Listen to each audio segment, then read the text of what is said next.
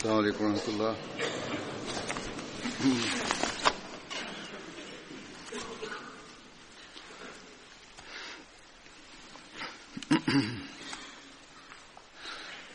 أشهد أن لا إله إلا الله وحده لا شريك له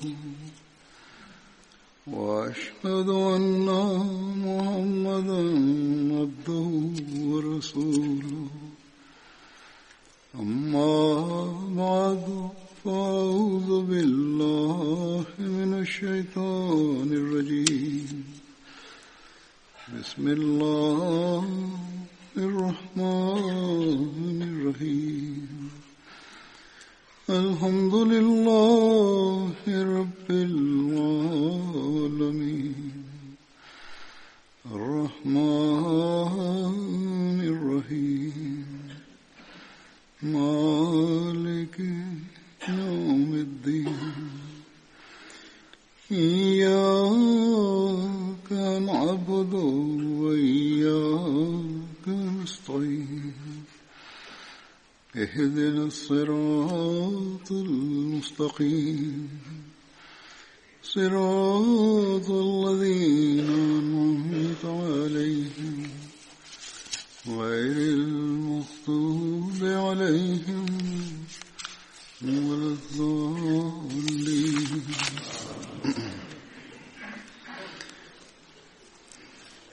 يا أيها الذين آمنوا كتب عليكم الصيام كما كتب على الذين من قبلكم لعلكم تتقون.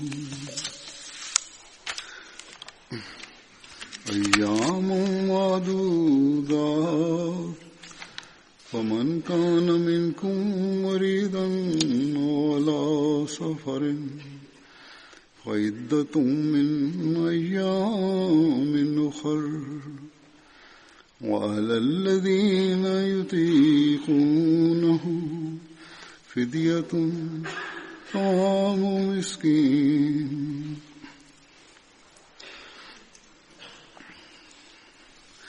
فمن تطوع خيرا فهو خير له وأن تصوموا خير لكم إن كنتم تعلمون.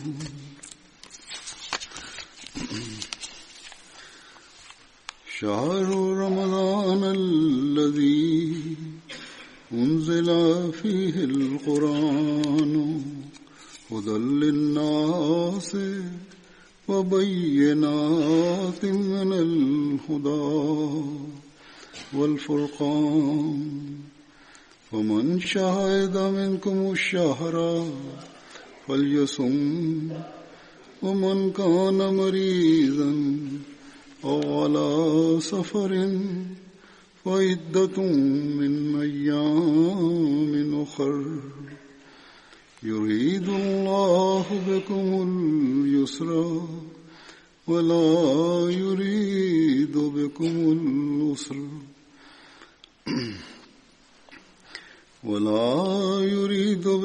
العسر ولتكملوا العدة ولتكبروا الله على ما هداكم ولعلكم تشكرون.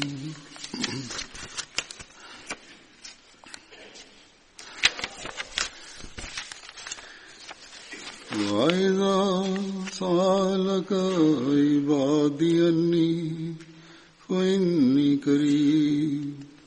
وإذا سألك عبادي أني فإني قريب أجيب دعوة الداع إذا دعاني فليستجيبوا لي وليؤمنوا بي لعلهم يرشدون.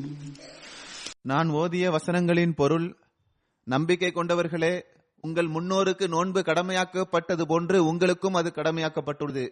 இதனால் நீங்கள் இறையச்சம் உள்ளவராகலாம். எனவே கணிக்கப்பட்ட நாட்களில் நோன்பு நோற்றுக்கொள்க.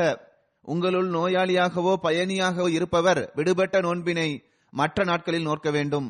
இதற்குரிய ஆற்றலை பெறாதவர்கள் பரிகாரமாக ஓர் ஏழைக்கு உணவளிப்பது கடமையாகும்.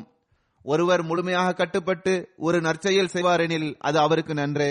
நீங்கள் அறிவுடையவர் என்றால் நோன்பு நோற்பது உங்களுக்கு சிறந்தது.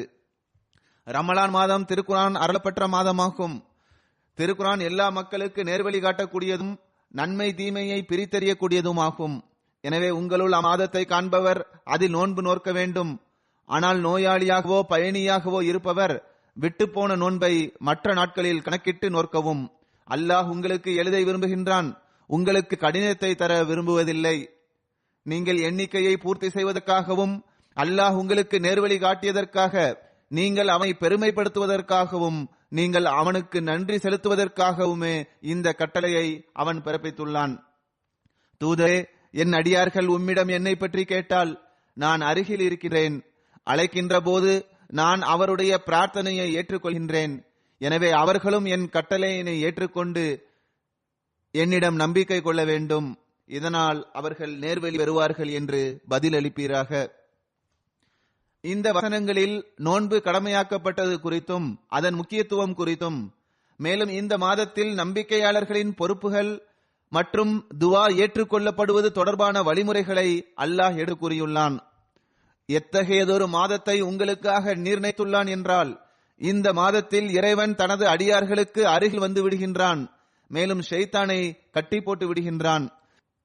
எனவே அடியார்கள் மீது இந்த அளவுக்கு அல்லாஹ்வின் கருணையின் வாசல்கள் திறக்கப்பட்டுள்ள போது நாம் எந்த அளவுக்கு அல்லாஹ்வின் கூற்றுகளை செவியேற்று நோன்பின் உரிமையை செலுத்துவதற்கு முயற்சி செய்ய வேண்டும்.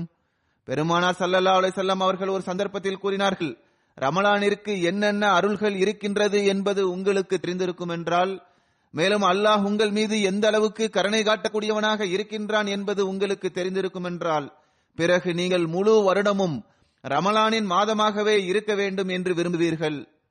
ஆக நமது நன்மைக்காகவே அல்லாஹ் நம் மீது நோன்பை கடமையாக்கியுள்ளான். அனைத்து வித ஆன்மீக மற்றும் பௌதிக பயன்களை நாம் நோன்பிலிருந்து பெற முடியும். நோன்பினால் மனிதனின் உடம்பில் மிகச்சிறந்த தாக்கம் ஏற்படுகின்றது என்று முஸ்லிம் அல்லாத மருத்துவர்களும் இப்போது இந்த விஷயத்தை ஏற்றுக்கொள்கின்றனர். ஆரம்பத்தில் இதனை ஏற்றுக்கொண்டவர்கள் ஒரு சிலர்தான். ஆனால் இப்போது இவ்வாறு கூறுபவர்களின் எண்ணிக்கை அதிகரித்துக் கொண்டே இருக்கிறது. மேலும் சில முஸ்லிம் அல்லாத மருத்துவர்கள் நோன்பினால் மனிதனின் வாழ்க்கையில் ஒரு ஒழுக்கமும் உருவாகின்றது என்று எழுதத் தொடங்கியுள்ளனர். எவ்வாறு இருப்பினும் உலகவாதிகள் கூறினாலும் கூறாவிட்டாலும் ஒரு உண்மையான நம்பிக்கையாளருக்கு இது பற்றிய அனுபவம் இருக்கும். நோன்பு எவ்வாறு பௌதீக உடலையை சரி செய்யக்கூடியதாக இருக்கின்றதோ அதைவிட அதிகமாக ஆன்மீகமான முறையில் ஆன்மீகமான நிலைமையை சரி செய்யக்கூடியதாக இருப்பதற்கு காரணமாக அமைகின்றது. எனவே அல்லாஹ்வின் இந்த கட்டளையை செயல்படுத்தியவாறு ரமலான் மாதத்தில் நமது ஆன்மீக நிலைமையில் முன்னேற்றம் அடைவதற்கு முழுமையாக முயற்சி செய்ய வேண்டும். அல்லாஹ் இந்த வசனங்களில் கூறிய விஷயங்கள் இதுவாகும். அதாவது, ஒரு உண்மையான நம்பிக்கையாளர் மீது நோன்பு கடமையாக்கப்பட்டுள்ளது. இந்த நோன்பானது காலை முதல் மாலை வரை பட்டினியாக இருப்பது மட்டும் கிடையாது. ஹஜ்ரத் வாக்களிக்கப்பட்ட மசீஹ் அலைஹிஸ்ஸலாத்து வஸலாம் அவர்கள் கூறியுள்ளார்கள், நோன்பினால் இறைவனது விருப்பம் என்னவென்றால் ஒரு உணவை குறைத்துவிட்டு இன்னொரு உணவை அதிகப்படுத்த வேண்டும் என்பதாகும். பட்டினியாக இருப்பது மட்டும் போதுமானது அல்ல என்பதை நோன்பாளி எப்போதும் கருத்தில் கொள்ள வேண்டும். மாறாக அவர் இறைவனை துதிப்பதில் ஈடுபட்டிருக்க வேண்டும். அதன் மூலம் மனிதன் இறைவனோடுள்ள தொடர்பிலும் அவனது இறை வணக்கத்திலும் அவனை துதிப்பதிலும் முன்னேற வேண்டும். மேலும் உலகத்தின் பக்கம் குறைவான கவனம் ஏற்பட வேண்டும். உலக பணிகள் நம்முடன் இணைந்தே இருக்கின்றது. உலக பணிகள் நிற்பதில்லை. ஆனால் உலக பணிகளை செய்தாலும் இறைவனது ஞாபகம் இருக்க வேண்டும். அவனது கட்டளைகள் மீது பார்வை இருக்க வேண்டும். அவனை துதித்துக் கொண்டே இருக்க வேண்டும். அன்னார் கூறுகின்றார்கள், நோன்பின் நோக்கம் இதுவேயாகும். அதாவது மனிதன் உடலை பேணுகின்ற ஒரு ரொட்டியை விட்டுவிட்டு ஆன்மாவிற்கு புத்துணர்ச்சிக்கு காரணமாக அமைகின்ற இன்னொரு ரொட்டியை பெற வேண்டும். எவர்கள் இறைவனுக்காக நோன்பு நோற்பார்களோ மேலும் சடங்கு ரீதியாக நோன்பு வைப்பதில்லையோ அவர்கள் அல்லாஹ்வை புகழ்வதிலும் அவனது தூய்மையை எடுத்துரைப்பதிலும் மேலும் அவனை நினைவு கூறுவதிலும் ஈடுபட்டு இருக்க வேண்டும். பெருமானார் ஸல்லல்லாஹு அலைஹி வஸல்லம் அவர்கள் கூறினார்கள், நீங்கள் பட்டினியாக இருப்பதால் அல்லாஹ்விற்கு எந்த பயனும் கிடையாது. உங்கள் மீது நோன்பு கடமையாக்கப்பட்டுள்ளது என்று அல்லாஹ் கூறிவிட்டு அதை தொடர்ந்து நீங்கள் இறையச்சத்தை பேணி நடக்க வேண்டும் என்று அல்லாஹ் கூறுகின்றான். இறையச்சம் என்றால் என்ன? அதாவது நீங்கள் ஆன்மீக மற்றும் பௌதீக பலவீனத்தில் இருந்து தப்பித்துக் கொள்ளுங்கள், மேலும் நல்லொழுக்கத்தை பேண வேண்டும் என்பதாகும். நான் முன்பும் கூறியது போன்று, அதாவது பெருமானார் ஸல்லல்லாஹு அலைஹி வஸல்லம் அவர்கள் கூறினார்கள், நீங்கள் பட்டினியால் இருப்பதால் அல்லாஹ்விற்கு எந்த பயனும் கிடையாது. உங்களது அனைத்து ஆன்மீக பலவீனங்களையும் நல்லொழுக்க பலவீனங்களையும் நீங்களே பாதுகாத்துக் கொள்ளுங்கள். எப்போது வரை நோன்பு உங்களிடத்தில் இறையச்சத்தின் இந்த தரத்தை உருவாக்கவில்லையோ அதுவரை உங்களது நோன்பினால் எந்த பயனும் கிடையாது. இறையச்சத்தின் தரம் தொடர்பாக ஹஜ்ரத் வாக்களிக்கப்பட்ட மஸீஹ் அலைஹிஸ்ஸலாத்து வஸலாம் அவர்கள் ஒரு சந்தர்ப்பத்தில் இவ்வாறு கூறினார்கள், இறையச்சமுடையவர் ஆகுவதற்கு இது அவசியமாகும். அதாவது மிக பெரிய தீமைகளான விபத்து, திருட்டு, மக்களின் உரிமைகளை செலுத்தாமல் இருப்பது, வெளிப்படுத்தி காட்டுவது, செயற்கைத்தனத்தை வெளிப்படுத்துவது, ஆணவம், மற்றவர்களை ஏளனமாக கருவது, கருமித்தனம் ஆகிய தீமைகளை விட்டுவிட்டு நல்ல பண்புகளை மேற்கொள்வதில் முன்னேற்றம் அடைய வேண்டும். சிறந்த நல்லொழுக்கங்களை பேண வேண்டும். மக்களுடன் நல்ல முறையில் நடந்து கொள்ள வேண்டும். அனுதாபத்துடன் நடந்து கொள்ள வேண்டும். மேலும் தமது நல்லொழுக்கத்தை சிறந்ததாக ஆக்கிக் கொள்ள வேண்டும். அன்னார் கூறுகின்றார்கள், இறைவனுடன் உண்மையான நன்றியுணர்வை வெளிப்படுத்த வேண்டும். இதுவும் இறையச்சத்திற்கு அவசியமாகும், ஆன்மீகத்திற்கு அவசியமாகும். அல்லாஹுடன் உண்மையான விசுவாசம் மற்றும் உண்மையான தொடர்பு இருக்க வேண்டும். தொண்டு செய்வதற்கான இடத்தை தேட வேண்டும். இதில் அல்லாஹுக்கு செலுத்த வேண்டிய உரிமைகளும் வந்துவிட்டன, மேலும் மக்களுக்கு செய்ய வேண்டிய தொண்டுகளும் வந்துவிட்டது. அதாவது எத்தகைய தன்னலமற்ற தொண்டாற்ற வேண்டும் என்றால், மக்கள் அவரை குறித்து இவர் உண்மையிலேயே இறைவனுக்காகவே தொண்டு செய்கின்றார் என்று கூற வேண்டும். அந்த தொண்டில் தமது எந்த ஒரு நோக்கமும் இருக்கக்கூடாது. அன்னார் கூறுகின்றார்கள், இந்த விஷயத்தை பேணுவதால் மனிதன் இறையச்சமுடையவர் என்று அழைக்கப்படுகின்றார். எவரிடம் இந்த அனைத்து விஷயங்களும் இருக்கின்றதோ அவரே உண்மையில் இறையச்சமுடையவர் ஆவார். அதாவது இந்த நல்லொழுக்கங்கள் ஒவ்வொருவரிடமும் தனித்தனியாக இருக்குமென்றால், ஒட்டுமொத்தமாக இந்த எல்லா நல்ல பண்புகளும் ஒருவரிடம் இருக்கவில்லை என்றால் பிறகு அவர் இறையச்சமுடையவர் என்று அழைக்கப்பட மாட்டார். மேலும் அத்தகைய நபரை குறித்து லா ஹவுஃபுன் அலைஹிம் வலாஹும் யஹ்சனூன் என்று வந்துள்ளது.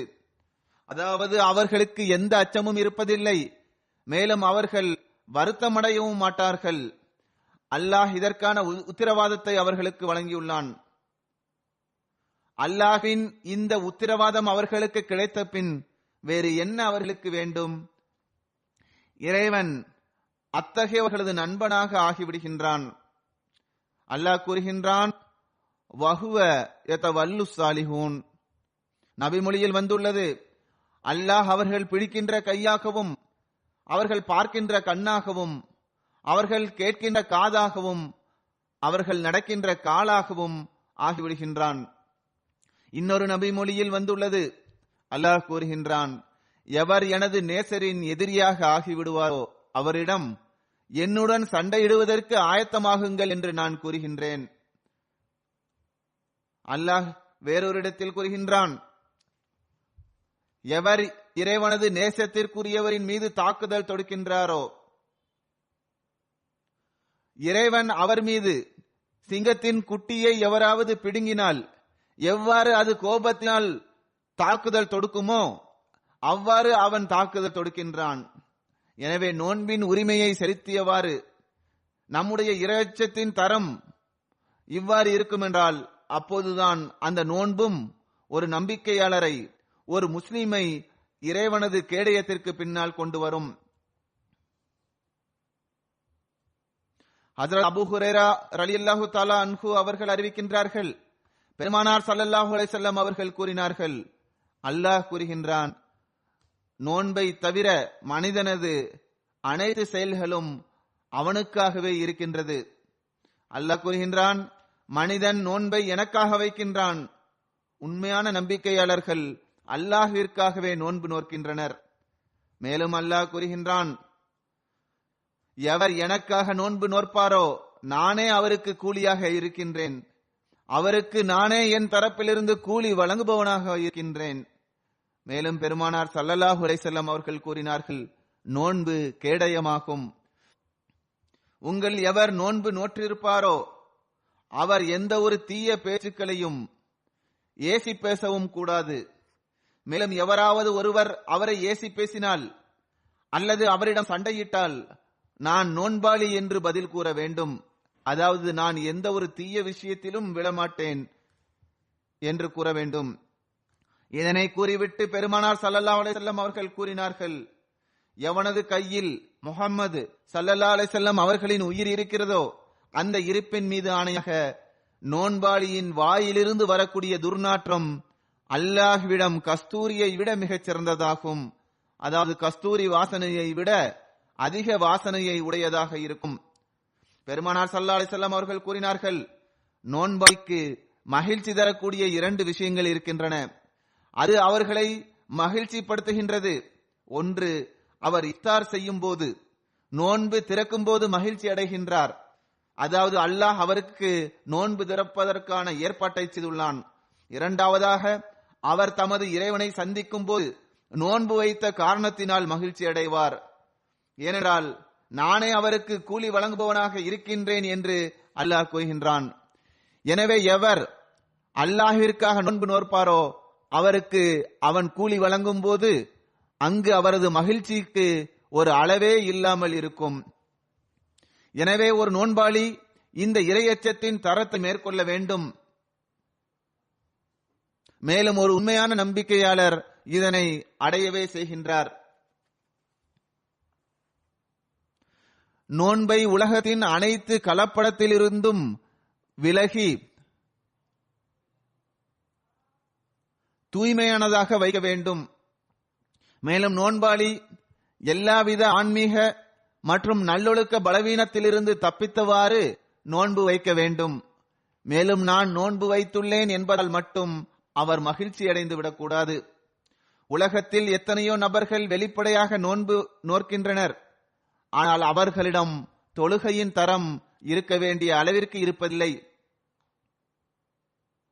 மேலும் அவர்களின் நல்லொழுக்க நிலையும் எந்த தரத்தில் இருக்க வேண்டுமோ அவ்வாறு இருப்பதில்லை. பெருமானார் ஸல்லல்லாஹு அலைஹி வஸல்லம் அவர்கள், ஷைத்தான் இந்த மாதத்தில் பிணைக்கப்பட்டு விடுவான், அவன் கட்டப்பட்டு விடுவான் என்று கூறியுள்ளார்கள். அவ்வாறு இருக்கும்போது உலகத்தில் இந்த ரமலான் மாதத்திலும் ஏன் தீமைகள் எஞ்சியிருக்கின்றன?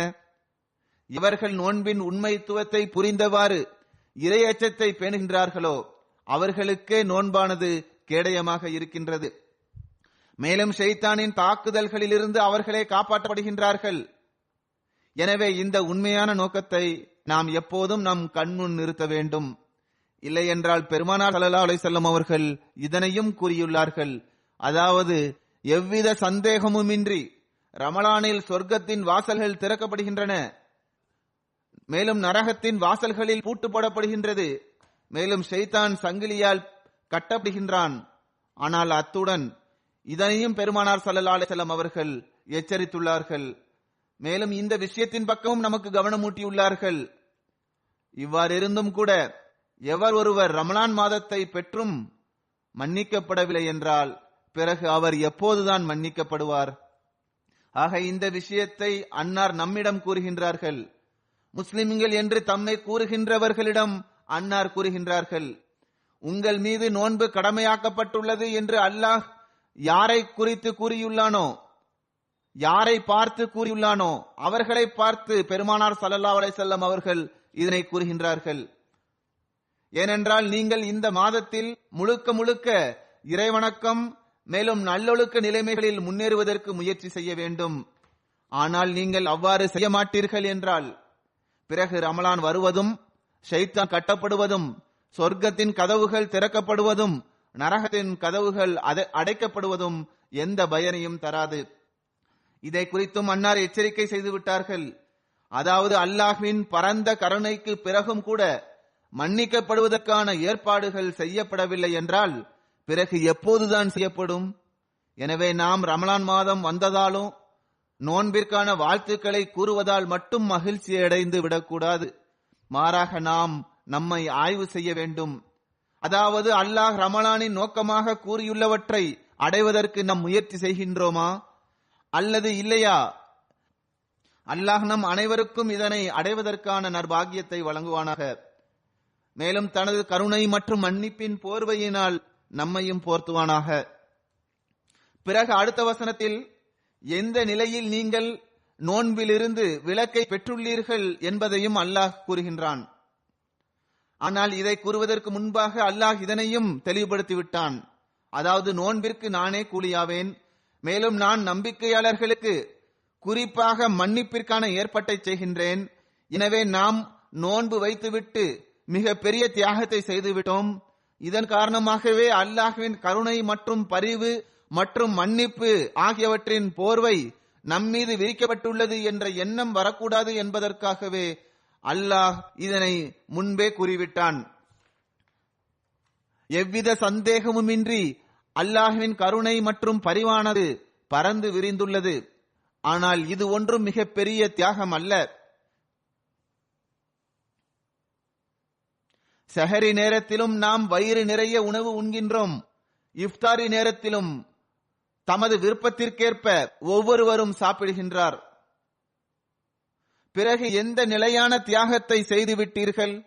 இது வருடத்தில் சில குறிப்பிட்ட நாட்கள் தானே. சில மக்கள் நோன்பு நோற்றவாறு நாங்கள் நோன்பு நோற்றுள்ளோம் என்று பெருமையுடன் கூறினர். இது வெளிப்படுத்தக்கூடிய வகையில் ஒன்றும் செய்த பெரிய தியாகம் அல்ல.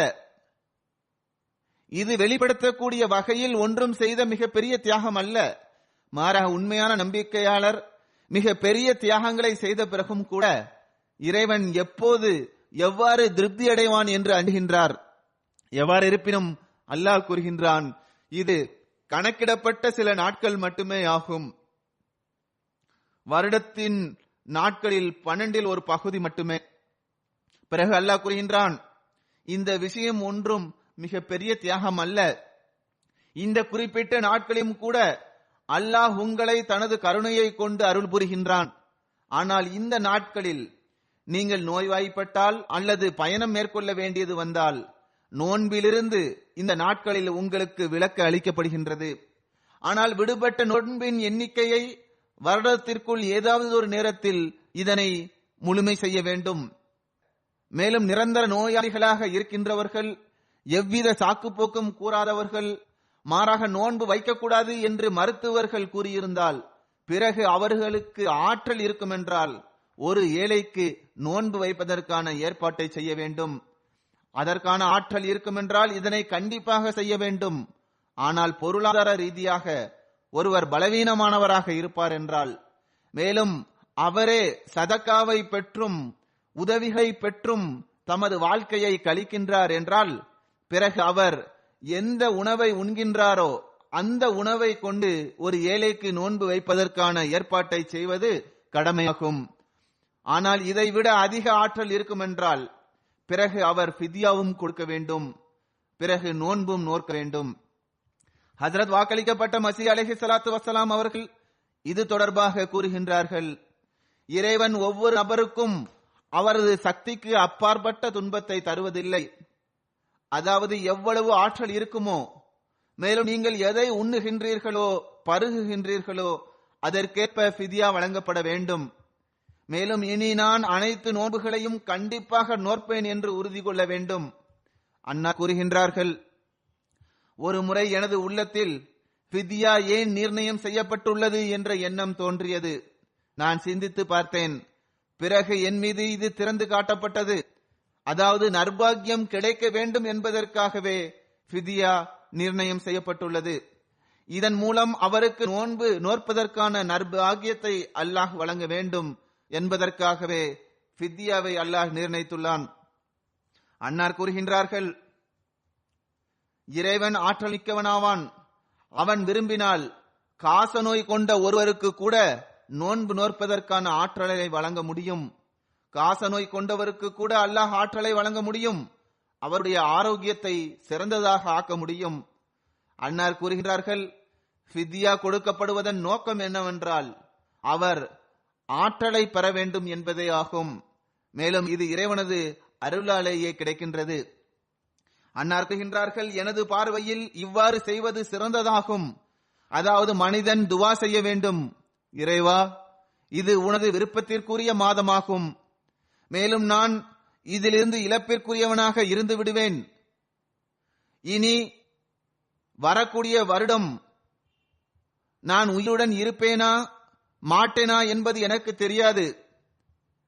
மேலும் விடுபட்ட நோன்பை நோற்பேனா மாட்டேனா என்பதும் எனக்கு தெரியாது. மேலும் மீண்டும் ஆரோக்கியம் இதற்கான அனுமதியை எனக்கு தருமா தராதா என்பதும் எனக்கு தெரியாது என்று இவ்வாறு கூறி துவா செய்து அவனிடம் இதற்கான நற்பாக்கியத்தை வேண்ட வேண்டும். அன்னார் கூறுகின்றார்கள், மனிதன் இந்த விஷயங்களை கூறி அல்லாஹ்விடம் நற்பாக்கியத்தை வேண்ட வேண்டும். ஆக ஃபித்யா தற்காலிக நோயாளிகளும் வழங்கலாம். மேலும் பயணம் முடிவுற்ற பிறகு ஆரோக்கியம் கிடைத்த பிறகு நோன்பு நோற்பது அவசியமாகும். இவ்விரு விஷயங்களும் இதிலிருந்து நிரூபணமாகின்றது. அன்னார் கூறுகின்றார்கள், எவர் ஆரோக்கியத்தை பெற்று நோன்பு நோற்பதற்கான தகுதியை பெற்று விடுகின்றாரோ அத்தகைய நபர் ஃபித்யா செலுத்தலாம் என்று எண்ணுவது மார்க்கத்தில் புதுமை என்ற கதவை தாமே திறப்பதாகும். எவர் ஒருவர் ஆரோக்கியத்தை பெற்ற பிறகு அல்லது ரமலானில் நோயுற்றிருந்தார், பிறகு ஆரோக்கியத்தை பெற்றுவிட்டு நான் ரமலானின் நோன்பு நோக்க மாட்டேன், ஃபித்யா கொடுத்து விட்டேன் என்று கூறுவது மார்க்கத்தில் புதிதாக ஒன்றை புகுத்துவதற்கு சமமாகும். தேவையில்லாமல் அனுமதியின் வழியை அவர் தவறான தீய சடங்குகளை உருவாக்குவதாகும். ரமலானில் ஃபித்யா கொடுத்திருந்தாலும் பிறகு ரமலானிற்கு பிறகு நோன்பு நோற்பது கடமையாகும். ரமலானிற்கு பிறகு நோன்பு நோற்பது கட்டாயமாகும். வருடத்தில் ஏதாவது ஒரு நேரத்திலும் வைக்கலாம், வருடத்தில் எந்த ஒரு நேரத்திலும் வைக்கலாம். அன்னார் கூறுகின்றார்கள், நிரந்தர நோயாளி மற்றும் பால் கொடுக்கின்ற பெண்கள், கர்ப்பிணி பெண்கள் ஆகியோர் இந்த நிலையிலேயே வருடம் கழிந்துவிட்டால் பிறகு அவர்களுக்கு ஃபித்யா கொடுப்பதே போதுமானதாகும். ஆனால் ஃபித்யா கொடுப்பதுடன் இந்த மாதத்தின் இறை வணக்கங்கள் மற்றும் இறை தியானம் மற்றும் இதர நன்மைகளை தொடரச் செய்வது அவசியமாகும். அதுவன்றி ஃபித்யா கொடுத்து விட்டோம், இனி நாம் எல்லாவற்றிலிருந்தும் விலக்கை பெற்றுவிட்டோம் என்பது கிடையாது. அவர்கள் நோன்பு வைக்காமல் இருந்தாலும் ஃபித்யா கொடுத்து மற்ற நன்மைகளை தொடரச் செய்தால் பிறகு அவர்கள் ரமலானின் அருட்களை பெறக்கூடியவர்களாக இருப்பார்கள். வெறும் ஃபித்யா கொடுத்துவிட்டு தொழுகைகளையும் மற்ற நன்மைகளையும் மறந்துவிட்டால் பிறகு இது உண்மையான நம்பிக்கையாளராக அவர்களை ஆக்காது, ரமலானின் அருட்களுக்கும் வாரிசுதாரராக அவர்களை ஆக்காது. பிறகு அல்லாஹ் இந்த வசனத்தில் கூறுகின்றான், எந்த நன்மைகளை உங்கள் உள்ளம் விரும்பாத போதிலும் இது அல்லாஹ்வின் கட்டளையாகும் என்று நீங்கள் முழுமையான கட்டுப்படுதலுடன் செய்கின்றீர்களோ அல்லாஹ் அதற்குரிய சிறந்த விளைவுகளை ஏற்படுத்துவான். சிலரது பார்வையில் ஃபமன் தத்தவ்வஅ கைருன் என்பதன் பொருள் எந்த பணியை நீங்கள் உபரியாக செய்வீர்களோ அதுவும் கூட உங்களுக்கு சிறந்ததாகும் என்பதாகும் என்று கருதுகின்றனர். இரண்டு பொருளும் இதற்கு இருக்கின்றது. அதாவது உபரியாக அதிகப்படியான ஃபித்யாவை வழங்கலாம். நான் இன்று ஏதாவது ஒரு காரணத்தினால் நோன்பு நோக்க முடியவில்லை, நாளை நோற்பேன் என்று கருதி ஒரு நபருக்கு பதிலாக 2 ஏழைகளுக்கு உணவளித்தால், ஃபிதியா கொடுத்தால் அது அதிகப்படியான நன்மையாகும். அல்லாஹ் கூறுகின்றான், இது உங்களுக்கு சிறந்ததாகும். ஏனென்றால் அல்லாஹ் உங்களது நன்மைகளை அது உங்கள் மீது சுமையை சுமத்தியவாறு செய்தாலும் அல்லது மகிழ்ச்சியாக உபரியான நன்மைகளை செய்தாலும் அல்லாஹ் அதற்கான கூலியை வழங்குகின்றான். இந்த வசனத்தின் இறுதியில் மீண்டும் அல்லாஹ் இதனை கூறுகின்றான், அதாவது நீங்கள் நோன்பு நோற்பது உங்களுக்கு சிறந்ததாகும். பிறகு அடுத்த வசனத்தில் அல்லாஹ் கூறுகின்றான், இந்த மாதத்தில் நாம் திருக்குரானை அருளினோம். அது உங்கள் நேர்வழிக்கு காரணியாகவும் நேர்வழியை தெளிவாக்கக்கூடியதும் நன்மை தீமையை பிரித்தறியக்கூடியதும் ஆகும் என்று அல்லாஹ் கூறுகின்றான். ஆக திருக்குரானுக்கு ரமலான் மாதத்தோடு ஒரு குறிப்பான தொடர்பு இருக்கின்றது. இந்த மாதத்தில் நோன்பு நோற்பதுடன் இதனை படிப்பதற்கும் இதனை சிந்திப்பதற்கும் மற்றும் இதன் கட்டளைகளை தேடுவதற்கும் அதன்படி செயல்படுவதற்கும் முயற்சி செய்ய வேண்டும். ஏனென்றால் அல்லாஹ்வின் கட்டளைகளின்படி செயல்பட்டு நாம் ரமலானின் நோன்பின் உண்மையான அருளை பெறக்கூடியவர்களாக திகழ வேண்டும். ஒவ்வொரு நபரும் திருக்குரானின் ஆழமான பொருளை சுயமே சென்றடைய முடியாது.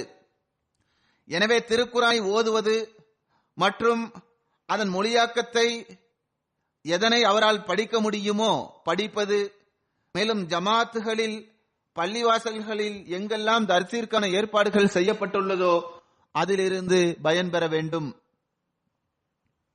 அவ்வாறே MTA-விலும் தொடர்ச்சியாக தர்சிற்கான ஏற்பாடு உள்ளது, அதிலிருந்தும் பயன்பெற வேண்டும். ஹஜ்ரத் 4வது கலிஃபத்துல் மஸீஹ் ரஹ்மஹுல்லாஹு தஆலா அவர்களின் தர்ஸ் MTA-வில் வருகின்றது.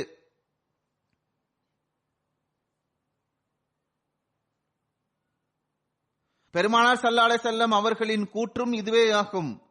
அதாவது இந்த மாதத்தில் திருக்குரானை அதிகமாக ஓதுங்கள் என்று அன்னார் கூறியுள்ளார்கள். திருக்குரானை ஓதுவதன் பக்கம் ஒரு அஹ்மதிக்கு பொதுவான நாட்களிலும் மிக அதிகமாக கவனம் இருக்க வேண்டும். ஆனால் குறிப்பாக ரமலான் மாதத்தில் இதற்கான ஏற்பாடுகள் செய்யப்படுவது அவசியமாகும். அவ்வாறு அல்லாமல் நோன்பு நோற்பதால் மட்டும் எவ்வித பயனும் கிடையாது. குறிப்பாக அல்லாஹ் இந்த மாதத்தில் திருக்குரானை அருளியதாக கூறுகின்றான். மேலும் பெருமானார் ஸல்லல்லாஹு அலைஹி வஸல்லம் அவர்களும் இதனை வலியுறுத்தி கூறியுள்ளார்கள்.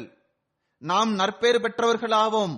அல்லாஹ் நமக்கு இந்த காலத்தில் ஹஜ்ரத் நபி ஸல்லல்லாஹு அலைஹி வஸல்லம் அவர்களின் உண்மை பேரன்பரை ஏற்றுக்கொள்வதற்கான நற்பாகியத்தை வழங்கியுள்ளான்.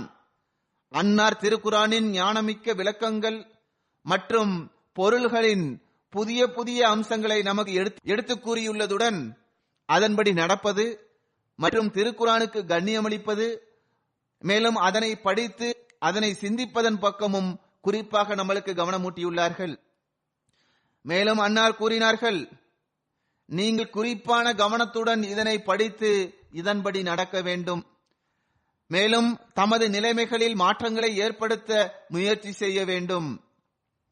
ஹஜ்ரத் வாக்களிக்கப்பட்ட மஸீஹ் அலைஹிஸ்ஸலாத்து வஸ்ஸலாம் அவர்கள் ஓரிடத்தில் கூறுகின்றார்கள், வெளிப்படையான ஞானம் மற்றும் திருக்குரானின் ஞானத்தை பெறுவது ஆகியவற்றிற்கிடையே ஒரு மகத்துவமிக்க வேறுபாடு உள்ளது. அதாவது உலக அறிவு மற்றும் திருக்குரானின் அறிவு ஆகியவற்றிற்கிடையே ஒரு மிக பெரிய வேறுபாடு உள்ளது. அன்னார் கூறுகின்றார்கள், உலக அறிவை பெற்றுக் கொள்வதற்கு இறையச்சத்தை மேற்கொள்வது நிபந்தனை கிடையாது. மேலும் இலக்கணம், தத்துவம், அஸ்ட்ரானமி, மருத்துவம் போன்றவற்றை படிப்பதற்கும் இறையச்சத்தை மேற்கொள்வது அவசியம் கிடையாது. அல்லது இதனை கற்பதற்கு தொழுகையை முறையாக பேண வேண்டும் என்பதும் அவசியம் கிடையாது. ஆக இது மிக முக்கிய விஷயமாகும். திருக்குரானை புரிந்து கொள்வதற்கு நோன்பை பேணுவது அவசியமாகும், இறை வணக்கத்தை மேற்கொள்வது அவசியமாகும், தொழுகையை மேற்கொள்வது அவசியமாகும், இறையச்சத்தில் முன்னேறுவது அவசியமாகும்.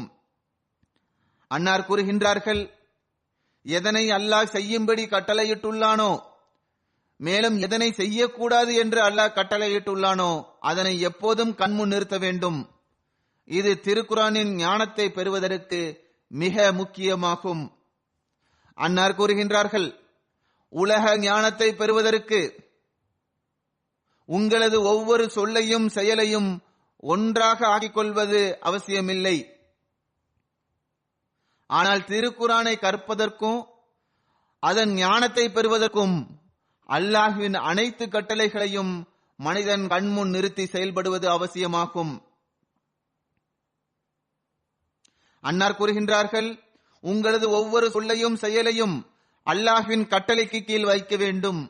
மாறாக உலக கல்வியை பெற்றவர்கள் மேலும் அதனை பெற விரும்புபவர்கள் ஒவ்வொரு குழப்பத்திலும் மூழ்கியுள்ளனர். இன்று உலகத்திற்கு முன்பாக மிகச் சிறந்த ஒரு அனுபவம் இருக்கின்றது.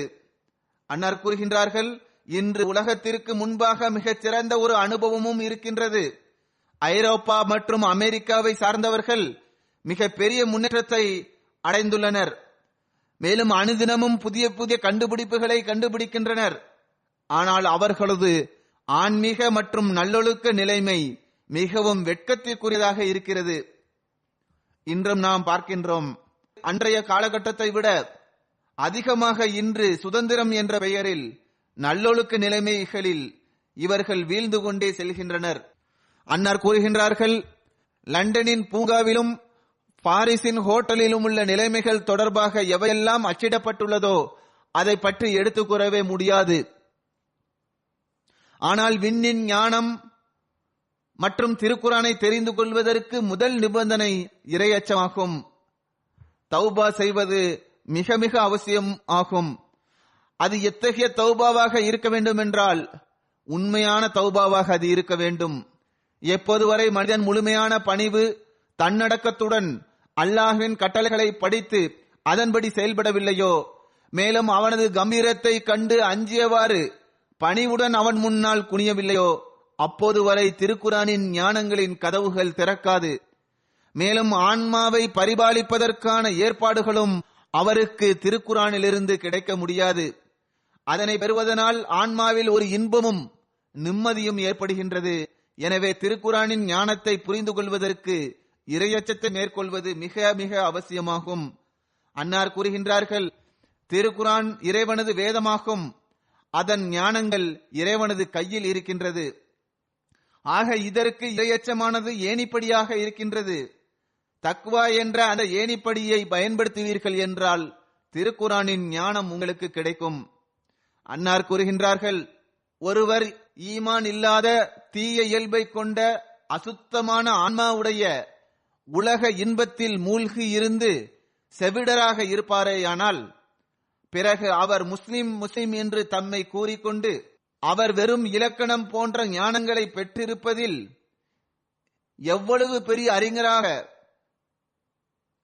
இருந்தாலும் உலகத்தின் பக்கமே அவரது பார்வையை செலுத்தி அவர் அமர்ந்திருப்பாரேயானால் பிறகு இந்த அனைத்து ஞானங்கள் அவருக்கு இருந்த பிறகும் கூட அவர் இலக்கணத்தை அறிந்தவராகவோ அல்லது அரபி பண்டிதராகவோ அரபி நன்றாக தெரிந்தவராகவோ மேலும் திருக்குரானின் பொருளையும் நல்ல முறையில் எடுத்துக் கூறக்கூடியவராகவோ இருந்தாலும் அவர் தமது ஆன்மாவை சீர்திருத்திக் கொள்ளவில்லை என்றால் திருக்குரானின் ஞானத்திலிருந்து அவருக்கு பங்கு கொடுக்கப்பட மாட்டது. அன்னார் கூறுகின்றார்கள், நான் பார்க்கின்றேன், இப்போது உலகத்தின் பார்வை உலக ஞானங்களை பெறுவதன் பக்கம் குனிந்துள்ளது. மேலும் மேற்கத்திய ஒளியானது முழு உலகையும் தமது புதிய கண்டுபிடிப்புகள் மற்றும் வியாபாரத்தினால் வியப்பிற்குள்ளாக்கியுள்ளது.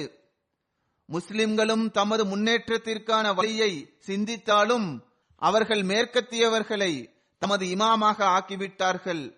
மேலும் உலகத்தின் பக்கம் சாய்ந்து விட்டார்கள். மேலும் உலக முன்னேற்றமே அனைத்தும் என்று அவர்கள் கருதிவிட்டனர். அன்னார் கூறுகின்றார்கள், இது இந்த தற்போதைய முஸ்லிம்களின் நிலையாகும். ஆனால் எந்த மக்கள் தம்மை பழைய முஸ்லிம்கள் என்று கூறுகின்றார்களோ மேலும் தம்மை தாமே மார்க்கத்தின் வழிகாட்டி என்று கருதுகின்றார்களோ அவர்களது முழு வாழ்க்கையின் சாராம்சம் என்னவென்றால் அவர்கள் சர்ஃப நகுவின் சண்டையிலேயே சிக்கியுள்ளனர். லாலீன் என்ற சொல்லினால் இவர்கள் சண்டையிட்டுக் கொள்கின்றனர். மேலும் இலக்கணம் என்றால் என்ன, அரபி மொழிக்கு சர்ஃப் எது, நகு எது மற்றும் திருக்குரானை எவ்வாறு சரியாக உச்சரிப்பது என்ற விஷயத்திலேயே இவர்கள் சண்டையிட்டு வருகின்றனர். அன்னார் கூறுகின்றார்கள், திருக்குரானின் பக்கம் இவர்களுக்கு எந்த கவனமும் இல்லை. அவ்வாறு எவ்வாறு இருக்கவும் முடியும்? ஏனென்றால் இவர்களுக்கு ஆன்மாவை சீர்திருத்துவதன் பக்கம் கவனமே இல்லை. அன்னார் கூறுகின்றார்கள், அகமதிகள் இந்த விஷயத்தின் பக்கம் கவனம் செலுத்த வேண்டும். அதாவது அவர்கள் உலகத்தின்பால் மூழ்கிவிடக்கூடாது. மாறாக திருக்குரானின் ஞானத்தை பெறுவதற்கு அவர்கள் முயற்சி செய்ய வேண்டும். ஒரு சந்தர்ப்பத்தில் ஹஜ்ரத் வாக்களிக்கப்பட்ட மசீஹ் அலைஹிஸ்ஸலாம் அவர்களிடம் ஒருவர் திருக்குரானை எவ்வாறு படிக்க வேண்டும் என்று வினவினார். அதற்கு அன்னார் கூறினார்கள், திருக்குரானை ஆழ்ந்து சிந்தித்தவாறு படிக்க வேண்டும். நபி மொழியில் வந்துள்ளது, திருக்குரானை அழகாக ஓதக்கூடிய பலர் இருக்கின்றனர், பல காரிகள் இருக்கின்றனர். ஆனால் திருக்குரான் அவர்களை சபிக்கின்றது. எவர் ஒருவர் திருக்குரானை ஓதி அதன்படி செயல்படுவதில்லையோ அவர் மீது திருக்குரான் சாபமிடுகின்றது. அன்னார் கூறுகின்றார்கள், திருக்குரானை ஓதும் போது அதில் கருணை தொடர்பான வசனத்தை கடந்து சென்றால், அதாவது அல்லாஹ்வின் கருணை தொடர்பாக கூறப்பட்டிருந்தால், பிறகு அங்கு அல்லாஹ்வின் கருணையை தேட வேண்டும். மேலும் திருக்குரானில் எங்கு சமுதாயத்தின் அழிவு தொடர்பாக கூறப்பட்டுள்ளதோ அங்கு இறைவனது அழிவிலிருந்து அவனிடம் அடைக்கலம் கோர வேண்டும், தௌபா இஸ்திக்ஃபார் செய்ய வேண்டும், அல்லாஹ்விடம் அடைக்கலம் கோர வேண்டும், சிந்தித்து திருக்குரானை படிக்க வேண்டும், மேலும் அதன்படி நடக்க வேண்டும். ஆக இதுவே திருக்குரானை படிப்பதற்கான வழிமுறையாகும். இன்றைய நாட்களில் நமக்கு திருக்குரானை ஓதுவதற்கான குறிப்பான கவனம் ஏற்பட்டுள்ளது. எனவே இந்த எண்ணத்தில் நாம் திருக்குரானை ஓதுவதற்கு முயற்சி செய்ய வேண்டும். ஹஜ்ரத் வாக்களிக்கப்பட்ட மசீஹ் அலைஹிஸ்ஸலாத்து வஸலாம் அவர்கள் கூறுகின்றார்கள், நீங்கள் கவனமாக இருங்கள். இறைவனது போதனை மற்றும் திருக்குரானுக்கு மாற்றமாக ஒரு அடி கூட எடுத்து வைக்காதீர்கள். நான் உறுதியாக கூறுகின்றேன், எவர் ஒருவர் திருக்குரானின் 700 கட்டளைகளில் ஒரு சிறிய கட்டளையை விட்டுவிட்டாலும் அவர் இரட்சிப்பின் கதவை தமது கைகளாலேயே அடைத்து விட்டார். உண்மையான மற்றும் இரட்டிப்பிற்குரிய வழிகளை திருக்குரான் தான் திறந்து தந்துள்ளது. மேலும் மற்ற அனைத்தும் அதன் நிழல்களாகும். எனவே நீங்கள் திருக்குரானை ஆழ்ந்து சிந்தித்து படியுங்கள். நீங்கள் எவரிடமும் செய்திராத அன்பை திருக்குரான் மீது வையுங்கள். ஏனென்றால் இறைவன் என்னை நோக்கி அல் ஹைரு குல்லுஹு ஃபில் குர்ஆன், அதாவது எல்லா நன்மைகளும் திருக்குரானிலே இருக்கின்றது என்று கூறியுள்ளான். இந்த விஷயமே உண்மையாகும். அன்னார் கூறுகிறார்கள், ஆனால் திருக்குரானை விட வேறு ஏதோ ஒன்றிற்கு முக்கியம் தருகின்ற அந்த மக்கள் மீது பரிதாபமே. அன்னார் கூறுகின்றார்கள், உங்களது அனைத்து முன்னேற்றம் மற்றும் ரட்சிப்பிற்கான நீரூற்று திருக்குரானில் உள்ளது. உங்களுக்கு தேவையான திருக்குரானில் காணப்படாத எந்த ஒரு விஷயமும் இல்லாமல் இல்லை. உங்களது ஈமானின் உண்மை மற்றும் பொய் ஆகிய நிலையை கியாமத் நாள் அன்று பிரித்தறிந்து காட்டக்கூடியது திருக்குரானே. திருக்குரானை தவிர உங்களுக்கு நேர்வழி காட்டக்கூடிய வேறு எந்த ஒரு வேதமும் வானத்திற்கு கீழே இல்லை. அன்னார் கூறுகின்றார்கள், இறைவன் உங்கள் மீது மிகவும் கருணை காட்டியுள்ளான். திருக்குரானை போன்ற ஒரு வேதத்தை உங்களுக்கு வழங்கியுள்ளான்.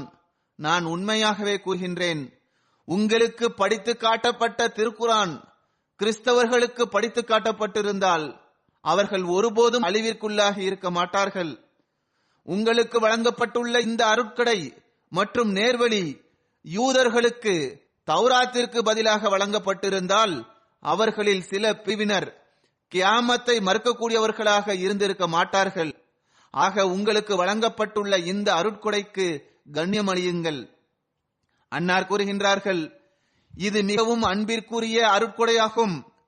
இது மிகப்பெரிய பொக்கிஷமாகும். திருக்குரான் வந்திருக்கவில்லை என்றால் பிறகு முழு உலகமும் ஒரு அசுத்தமான பொருளை போன்று இருந்திருக்கும். திருக்குரான் எத்தகைய வேதம் என்றால் இதற்கு எதிரில் மற்ற அனைத்து வழிகாட்டல்களும் ஒன்றுமற்றதாகும். எனவே திருக்குரானை படிப்பதற்கும் அதனை புரிந்து கொள்வதற்கும் அதன்படி செயல்படுவதற்கும் நாம் குறிப்பாக கவனம் செலுத்த வேண்டிய தேவை உள்ளது. ரமலானில் பலருக்கு இதன் பக்கம் கவனம் ஏற்படுகின்றது. பிறகு இதனை தமது வாழ்க்கையின் நிரந்தர அங்கமாக ஆக்க வேண்டியது அவசியமாகும். அல்லாஹ் குறிப்பாக ரமலான் மாதத்தில் திருக்குரானை ஓதுவதன் பக்கம் நம்பிக்கையாளர்களுக்கு கவனமூட்டியுள்ளான். எனவே முயற்சி செய்கின்ற இந்த மாதத்தை கடந்தவாறு இந்த நாட்களில் நாம் திருக்குரானின் பக்கம் குறிப்பாக கவனம் செலுத்துவோம் என்றால் பிறகு பொதுவான நாட்களிலும் இதன் பக்கம் கவனம் செலுத்துவதற்கு பழக்கம் ஏற்படும். இல்லையென்றால் ரமலான் மாதத்தில் திருக்குரானின் பக்கம் இந்த நோக்கத்திற்காக கவனம் செலுத்துமாறு கூறினானோ, இல்லையென்றால் அல்லாஹ் ரமலான் மாதத்தில் திருக்குரான் பக்கம் எந்த நோக்கத்திற்காக கவனம் செலுத்துமாறு கூறினானோ அது மரணித்துவிடும். உண்மையான நம்பிக்கையாளர் நிரந்தர மனப்பான்மையுடன் நன்மைகளை தேடுகின்றார், மேலும் அதனை தொடரச் செய்கின்றார். ஆக இந்த மகத்துவமிக்க நேர்வழியை அல்லாஹ் ஹஜ்ரத் நபி ஸல்லல்லாஹு அலைஹி வஸல்லம் அவர்கள் மூலமாக நம் வரை எட்ட வைத்துள்ளான். இதனை நாம் நமது நேர்வழிக்கான காரணியாக ஆக்கிக் கொள்வதற்கு முழுமையாக முயற்சி செய்ய வேண்டும். பிறகு இந்த வசனத்திற்கு பிறகு மேலும் தெளிவுபடுத்தியவாறு இந்த வழிகாட்டலை அல்லாஹ் வழங்கியுள்ளான். அதாவது நோன்பை பேண வேண்டும், மேலும் நோன்பாளி, மேலும் நோயாளி மற்றும் பயணி ஆகியோர் விடுபட்ட நோன்பை பின் நாட்களில் பூர்த்தி செய்ய வேண்டும். இது அவசியமாகும். ஃபித்யா செலுத்தினால் மட்டும் உங்களுக்கு விலக்கு கிடைத்துவிடவில்லை. பயணம் மற்றும் நோய்வாய்ப்பட்டிருக்கும் போது நோன்பு வைப்பதிலிருந்து அல்லாஹ் உங்களுக்கு விலக்கு அளித்து உங்கள் மீது கருணை காட்டியுள்ளான். ஏனென்றால் அல்லாஹ் தனது அடியார்கள் மீது எந்த ஒரு சுமையையும் சுமத்துவதில்லை. மேலும் அல்லாஹ் கூறுகின்றான், நோன்பின் நாட்களில் குறிப்பாக அல்லாஹ்வின் மகத்துவத்தை எடுத்துக் கூறுவதிலும் அவனை துதிப்பதிலும் இறைவணக்கம் செய்வதிலும் கழிக்க வேண்டும். மேலும் அல்லாஹ் உங்களது நேர்வழிக்காக முழுமை பெற்ற எத்தகைய மகத்தான வேதத்தை உங்களுக்கு வழங்கியுள்ளான் என்பதற்காக அவனுக்கு நன்றி செலுத்துங்கள். நன்றி செலுத்துதலானது அதன்படி நாம் செயல்படும் போதுதான் நிறைவேறும்.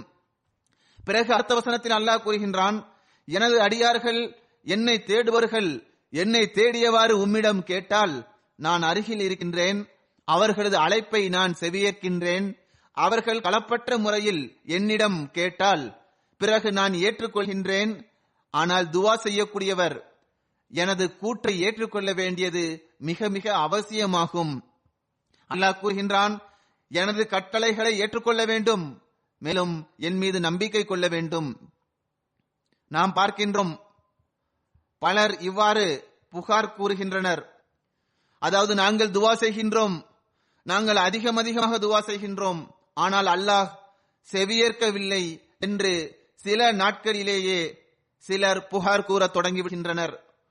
நாம் அல்லாஹ்வின் வழிகாட்டலை செவியேற்கவில்லை, மேலும் அதன்படி செயல்படவில்லை என்றால், அல்லாஹ்வின் அன்பை நாம் தேடவில்லை என்றால், மேலும் அவனது உண்மையான அடியாராக ஆகவில்லை என்றால், வெறும் கஷ்டம் வரும்போது மட்டும் அவனை அழைத்து பிறகு மறந்துவிட்டால் அல்லாஹ் நமது துவாவை செவியேற்கவில்லை என்று நம்மால் எவ்வாறு புகார் கூற முடியும்? ஆக முதலில் நாம் நம்மை சரி செய்ய வேண்டும். நம்மை நாம் சரி செய்வதற்கு முயற்சி செய்வதுடன் அல்லாஹ்வின் கருணையை ஈர்ப்பதற்காக துவா செய்ய வேண்டிய தேவை இருக்கிறது. அதற்காக துவா செய்ய வேண்டும். பிறகு அல்லாஹ் நமது நிம்மதி மற்றும் அமைதிக்கான ஏற்பாடுகளையும் செய்வான். பிறகு தனது களப்பற்ற அடியார்களின் துவாக்களை அல்லாஹ் ஏற்றுக்கொள்வதை போன்று நமது துவாக்களையும் அல்லாஹ் ஏற்றுக்கொள்வான். ஆக முதல் முயற்சி நம் தரப்பிலிருந்து இருக்க வேண்டும். ரமலான் மாதத்தில் நம்பிக்கையாளர்களுக்கு தனது நெருக்கத்தை பெறுவது மற்றும் துவாக்கள் ஏற்றுக்கொள்ளப்படுவதற்கான குறிப்பான ஏற்பாட்டை அல்லாஹ் செய்து விடுகின்றான். எனவே இதில் நாம் குறிப்பாக முயற்சி செய்ய வேண்டும். இது மிக அவசியமாகும். இல்லையென்றால் அவன் துவாக்களை செவியேற்கவில்லை என்று முறையீடு செய்வதற்கு நமக்கு உரிமை கிடையாது. துவா செய்வதன் வழிமுறை மற்றும் தமது நிலையை துவாக்கள் ஏற்றுக்கொள்ளப்படுகின்ற நிலைக்கு உருவாக்குவது தொடர்பாக ஹஜ்ரத் வாக்களிக்கப்பட்ட மஸீஹ் அலைஹிஸ்ஸலாம் அவர்கள் எவ்வாறு வழிகாட்டியுள்ளார்கள்? அன்னார் கூறுகின்றார்கள், இது உண்மையான விஷயமாகும். அதாவது எவர் நற்செயல்களுடன் பணியாற்றவில்லையோ அவர் துவா செய்யவில்லை, மாறாக அவர் இறைவனை சோதித்து பார்க்கின்றார். எனவே துவா செய்வதற்கு முன்பாக தனது அனைத்து ஆற்றல்களையும் செலவு செய்வது அவசியமாகும். இதன் பொருளே துவா ஆகும். அண்ணா கூறுகின்றார்கள், நாம் தினமும் துவா செய்கின்றோம், மேலும் நாம் தொழுகின்ற முழு தொழுகையும் துவாவே ஆகும் என்று ஒருபோதும் கருதாதீர்கள். எவ்வித சந்தேகமும் இன்றி தொழுகை துவாதான். ஆனால் துவா செய்வதற்கான அந்த உண்மையான நிலையை உருவாக வேண்டியது அவசியமாகும்.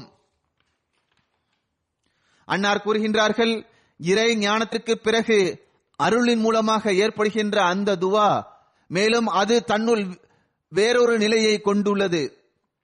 அது மாய்த்து கொள்ளக்கூடிய ஒரு விஷயமாகும். அது உருகக்கூடிய ஒரு நெருப்பாகும். அது கருணையை ஈர்க்கக்கூடிய ஒரு காந்தமாகும். அது மரணமாகும். இறுதியில் அது உயிர்ப்பிக்கக்கூடியதாகும். அது ஒரு சூறாவளி காற்று ஆயினும் இறுதியில் அது கப்பலாக மாறிவிடுகிறது. அந்த சூறாவளி காற்று கப்பலாக மாறி பாதுகாப்பதற்கான காரணியாக அமைந்து விடுகின்றது. அன்னார் கூறுகின்றார்கள், சீர்குலைந்த ஒவ்வொரு விஷயமும் அதன் மூலம் சரியாகி விடுகிறது. மேலும் ஒவ்வொரு விஷமும் இறுதியில் விஷம் முறிப்பாக மாறிவிடுகிறது. ஆக உண்மையான துவா இவ்வாறு தாக்கத்தை ஏற்படுத்துகின்றது. அன்னார் கூறுகின்றார்கள், துவா செய்யக்கூடிய அந்த கைதி அருளுக்குரியவராவார். அவர் சோம்பல் அடைவதில்லை, ஏனென்றால் ஒரு நாள் அவர் விடுதலை பெறுவார். துவா செய்யக்கூடிய அந்த குருடர்கள் அருளுக்குரியவர்கள். அவர்கள் சோம்பேறித்தனத்தை வெளிப்படுத்துவதில்லை, ஏனென்றால் ஒரு நாள் அவர்கள் பார்ப்பார்கள். கபரில் இருக்கின்ற துவா செய்தவாறு இறைவனிடம் உதவியை நாடுபவர்கள் அருளுக்குரியவர்கள், ஏனென்றால் ஒரு நாள் கபரில் இருந்து அவர்கள் வெளியேற்றப்படுவார்கள். அதாவது ஆன்மீகமான முறையில் மரணித்தவர்கள். துவா செய்வதிலிருந்து சோம்பேறித்தனத்தை வெளிப்படுத்தாத நீங்கள் அருளுக்குரியவர்கள். மேலும் உங்களது ஆன்மா துவாவிற்காக உருகுகின்றது. மேலும் உங்களது கண்கள் கண்ணீர் வடிக்கின்றது. மேலும் உங்களது உள்ளத்தில் ஒரு நெருப்பை ஏற்படுத்தி விடுகின்றது. மேலும் நீங்கள் தனிமையின் இன்பத்தை உணர்வதற்காக இருள் நிறைந்த இடத்திற்கும் அமைதி நிறைந்த காட்டிற்கும் அது உங்களை கொண்டு செல்கின்றது. மேலும் உங்களை நிம்மதி இழக்கச் செய்து பைத்தியக்காரராக ஆக்கிவிடுகின்றது. ஏனென்றால் இறுதியில் உங்கள் மீது அருள் செய்யப்படும். நாம் அழைக்கின்ற அந்த இறைவன் மிகவும் கருணை காட்டக்கூடியவனும் உண்மையாளர்கள் மற்றும் பற்றுள்ள தனது அடியார்கள் மீது கருணை காட்டக்கூடியவனும் ஆவான். ஆக நீங்களும் பற்றுள்ளவர்களாக ஆகிவிடுங்கள். உண்மையுடனும் பற்றுடனும் துவா செய்யுங்கள். அவன் உங்கள் மீது கருணை காட்டுவான். உலகத்தின் கூச்சலில் இருந்து தனித்து சென்று விடுங்கள். மேலும் மன இச்சையின் சண்டைக்கு மார்க்கத்தின் வடிவத்தை கொடுக்காதீர்கள். அன்னார் கூறுகின்றார்கள், துவா செய்யக்கூடியவருக்கு இறைவன் அற்புதத்தை காட்டுவான். மேலும் கேட்கக்கூடியவருக்கு வியக்கத்தக்க அருட்கொடை வழங்கப்படும். துவா இறைவன் தரப்பிலிருந்து வருகிறது, மேலும் இறைவன் பக்கமே செல்கின்றது. துவாவினால் உங்களது உயிர் உங்களுக்கு அருகில் இருப்பதை போன்று உங்களுக்கு அருகில் அவன் இறைவன் வந்து விடுகின்றான். துவாவினால் ஏற்படுகின்ற முதல் அருள் என்னவென்றால் மனிதனிடத்தில் மாற்றங்கள் ஏற்பட ஆரம்பித்து விடுகின்றன. அன்னார் கூறுகின்றார்கள், துவா எத்தகைய தண்ணீர் என்றால் அது உட்புற அசுத்தங்களை சுத்தப்படுத்துகின்றது. அந்த துவாக்களுடன் ஆன்மா உருகுகின்றது. மேலும் தண்ணீரை போன்று பாய்ந்து இறைவனது இருப்பில் விழுகின்றது. மேலும் அது இறைவனிடத்தில் நிற்கவும் செய்கின்றது, ருக்குவும் செய்கின்றது, சஜிதாவும் செய்கின்றது. மேலும் இதன் நிழல் இஸ்லாம் கற்றுத்தந்துள்ள தொழுகையாகும். ஆன்மா நிற்பது என்பது இறைவனுக்காக ஒரு கஷ்டத்தை பொறுத்துக் கொள்வதும் கட்டளைகளை ஏற்றுக்கொள்வது தொடர்பாகவும் ஒரு நிலைத்திருத்தலை வெளிப்படுத்துகின்றது. மேலும் அது ருக்கு செய்வது என்பது, அதாவது குனிவது என்பது அந்த அனைத்து அன்பு மற்றும் தொடர்பை விட்டுவிட்டு இறைவனிடம் குனிந்து வருகின்றது. மேலும் இறைவனுக்காகவே ஆகிவிடுகின்றது. மேலும் அது சஜிதா செய்வது என்பது அது இறைவனது சன்னிதானத்தில் விழுந்து தம்மையே மாய்த்துக் கொள்கின்றது. மேலும் தமது இருப்பையே அழித்து விடுகின்றது. இறைவனை சந்திக்க செய்கின்ற இதுவே தொழுகையாகும். மேலும் இஸ்லாமிய ஷரியத்தானது இதனை தொழுகையின் வடிவில் படம் பிடித்து காட்டியுள்ளது. ஆக இந்த நிலையை நாம் நம்மிடத்தில் ஏற்படுத்த வேண்டும். இதன் மூலம் நாம் துவாக்கள் ஏற்றுக்கொள்ளப்படுகின்ற காட்சியை காண வேண்டும். ரமலானின் நோன்புகளுடன் இறைவணக்கத்தின் உண்மையான அருட்களையும் பெற வேண்டும். மேலும் துவாக்கள் ஏற்றுக்கொள்ளப்படுகின்ற காட்சியை நாம் காண வேண்டும். துவாக்கள் ஏற்றுக்கொள்ளப்படுவதில் ஏதும் குறை இருப்பின் பிறகு அது நம்மிடத்தில் இருக்கின்ற குறையாகும். இறைவனது கூற்று ஒருபோதும் தவறாக இருக்க முடியாது.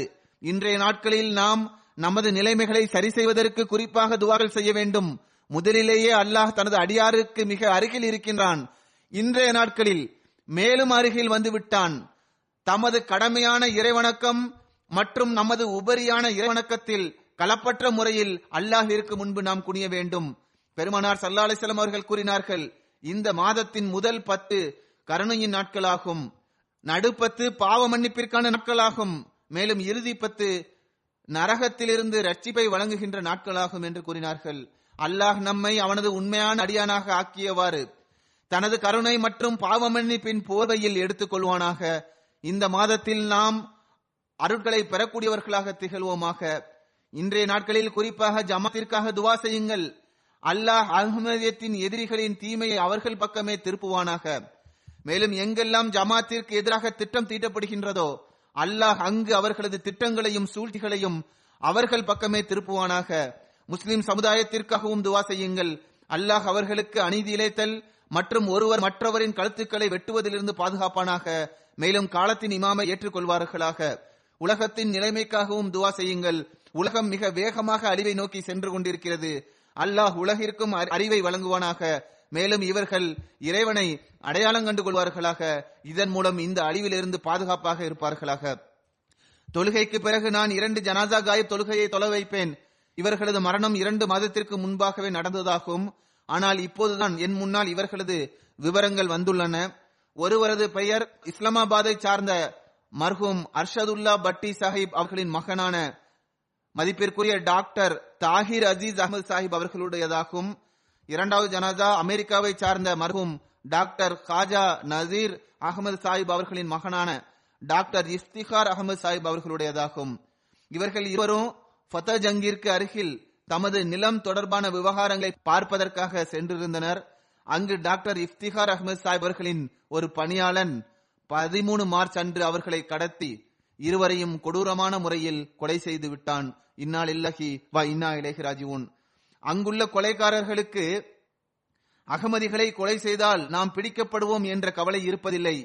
ஏனென்றால் அகமதிகளை கொலை செய்வது அவர்களது பார்வையில் நற்கூலிக்குரியதாகும். மேலும் மௌலவிகளின் ஆதரவும் அவர்களுக்கு இருக்கின்றது. அவர்கள் இவர்களை காப்பாற்ற முயற்சி செய்வர், மாறாக முழுமையாக முயற்சி செய்வார்கள். எனவே இதன் அடிப்படையில் ஏதாவது ஒரு வகையில் அகமதிகளை இதில் இணைத்துள்ளனர். இதன் அடிப்படையில் இவர்களை நாம் ஷஹாதத் அந்தஸ்தை பெற்றிருப்பதாக கூற முடியும். டாக்டர் தாஹிர் அசீஸ் அஹமது சாஹிப் அவர்கள் 27 நவம்பர் 1967 ஆண்டு பிறந்தார்கள். அவர்களது குடும்பத்தில் அவர்களது பாட்டனாரான குர்தாஸ்பூர் மாவட்டத்தின் லூதி நங்களை சேர்ந்த ஹஜ்ரத் மௌலவி நூர் முகமது சாஹிப் அவர் ரலியல்லாஹு தஆலா அன்ஹு அவர்கள் மூலமாக அஹ்மதியத் வந்தது. ஹஜ்ரத் வாக்களிக்கப்பட்ட மஸீஹ் அலைஹிஸ்ஸலாம் அவர்களுக்கு எதிராக மௌலவி முகமது ஹுசைன் பட்டாலவியின் குஃபுர் ஃபத்வாவில் ஹஜ்ரத் மௌலவி நூர் அகமது சாஹிப் ரலியல்லாஹு தஆலா அன்ஹு அவர்கள் கையெழுத்திட மறுத்துவிட்டார்கள். மேலும் இது தொடர்பாக அன்னார் மௌலவி முகமது ஹுசைன் பட்டாலவிக்கு எழுதிய கடிதம் 10 அக்டோபர் 1897 ஆண்டு அல் ஹக்கமில் முதல் இதழில் அச்சிடப்பட்டுள்ளது. மேலும் ஹஜ்ரத் மௌலவி நூர் முகமது சாஹிப் அவர்களின் தந்தையான லூதி நங்களை சேர்ந்த மௌலவி அல்லா தத்தா பட்டி சாஹிப் அவர்களுக்கு ஹஜ்ரத் வாக்களிக்கப்பட்ட மஸீஹ் அலைஹிஸ்ஸலாம் அவர்கள் தமது குழந்தைகளான மிர்சா சுல்தான் அஹமது சாஹிப், மிர்சா ஃபசல் அஹமது சாஹிப் ஆகியோரின் கல்விக்காக காதியான் அழைத்தார்கள். இது பற்றிய குறிப்பு தாரிகி அஹ்மதியத்தின் முதல் பாகத்தில் உள்ளது. மர்ஹூம் மெட்ரிக் முடித்த பிறகு இஸ்லாமாபாத்தில் உள்ள ஹோமியோபதிக் மெடிக்கல் காலேஜில் DHMS தேர்வில் தேர்ச்சி பெற்றார்கள். பிறகு சட்டாபக்தாவரில் பிராக்டிஸ் செய்தார்கள். அனைவராலும் விரும்பப்படுகின்ற மருத்துவர், தன்னலமற்ற மனிதராவார். ஒரு குறிப்பிட்ட காலம் வரை அன்னாரது வீடு தொழுகை சென்டராக பயன்படுத்தப்பட்டு வந்தது. ஹிலாஃபத்துடன் மிகவும் நேசத்திற்குரிய தொடர்பை வைத்திருந்தார். அன்னாரது மரணத்தின் போது ஜமாத்தை சாராத எண்ணற்ற ஆண்களும் பெண்களும் தமது வருத்தத்தை தெரிவித்திருந்தார்கள். அன்னாரது மரணத்தை சமுதாயத்திற்கு ஏற்பட்ட ஒரு பேரிழப்பாக குறிப்பிட்டுள்ளார்கள். அன்னார் தமக்கு பின்னால் அவர்களது மனைவி மட்டுமின்றி 2 மகள்கள் மற்றும் ஒரு மகனை நினைவாக விட்டு சென்றுள்ளார்கள். அவர்களது மகன் லண்டனில் இருக்கின்றார். ராணா காலித் சாஹிப்பின் மருமகன் ஆவார்கள். அவர்களது மூத்த சகோதரர் ஃபைசல் அயாஸ் சாஹிப் வாழ்க்கையை அர்ப்பணித்த முரபி ஆவார். முதலில் MTA-வில் தொண்டாற்றி கொண்டிருந்தார். தற்போது ரப்பாவில் உள்ள ஜாமியா அஹ்மதியாவில் இருக்கின்றார். 2வது ஜனாசா மர்ஹூம் குஜ்ரான்வாலா மாவட்டத்தின் திருக்கடி மாவட்டத்தைச் சேர்ந்த டாக்டர் இஃப்திகார் அஹமது சாஹிப் அவர்களுடையதாகும். அன்னார் மசீம் அலைஹிஸ்ஸலாம் அவர்களின் சஹாபியான ஹஜ்ரத் முகமது ஜமால் சாஹிப் அவர்களின் பேரனாவார். இரண்டாவது கிலாஃபத்தின் காலகட்டத்தில் அன்னாரது பாட்னாரான காஜா ஜலாலுத்தீன் சாஹிப் அவர்கள் மூலமாக அவர்களது குடும்பத்தில் அமைதித்து வந்தது. அன்னாரது தந்தை காஜா நதீர் அகமது சாஹிப் அவர்களுக்கு தாலீமுல் இஸ்லாம் காலேஜில் கெமிஸ்ட்ரி பாடம் நடத்துவதற்கான நர்பாகியம் கிடைத்தது. மர்ஹூம் doctor Sahib king Edward medical காலேஜில் MBBS முடித்த பிறகு ஏறக்குறைய 3 வருடங்கள் நைஜீரியாவில் உள்ள அஹ்மதியா கிளினிக்கில் தொண்டாற்றும் நற்பேற்றை பெற்றார்கள். 3 வருடத்திற்கு பிறகு அமெரிக்கா சென்று விட்டார்கள். அங்கு அவர்கள் MD செய்தார்கள். அதற்கு பிறகு ஏறக்குறைய 15 ஆண்டுகள் பாகிஸ்தானில் இருந்த பிறகு லண்டன் வந்தார்கள். இங்கு 15 ஆண்டுகள் இருந்தார்கள். 15 பிறகு 3 வருடத்திற்கு முன்பாக இங்கிருந்து அமெரிக்கா சென்று விட்டார்கள். அங்கு கலிபோர்னியாவில் அவர்கள் தமது தேர்வில் தேர்ச்சி பெற்று அங்கேயே பணி செய்ய ஆரம்பித்தார்கள். பிறகு குழந்தைகளின் காரணமாக பாகிஸ்தான் சென்றார்கள். அன்னார் ஏழைகளுக்கு தொண்டாற்ற வேண்டும் என்ற துடிப்புடன் செயல்பட்டு வந்தார்கள். பொருள் தியாகத்திலும் முன்னிலையில் இருந்தார்கள். மேலும் களப்பற்ற ஒரு நபராவார்கள். குடும்பத்தில் தமது மனைவி மட்டுமின்றி 3 குழந்தைகளை நினைவாக விட்டு சென்றுள்ளார்கள். அல்லாஹ் 2 மர்ஹூம்களுடனும் கருணை மற்றும் மன்னிப்புடன் நடந்து கொள்வானாக. மேலும் இவர்களது குழந்தைகளையும் ஜமாத் மற்றும் கிலாஃபத்தோடு ஒன்றி இருக்க செய்வானாக.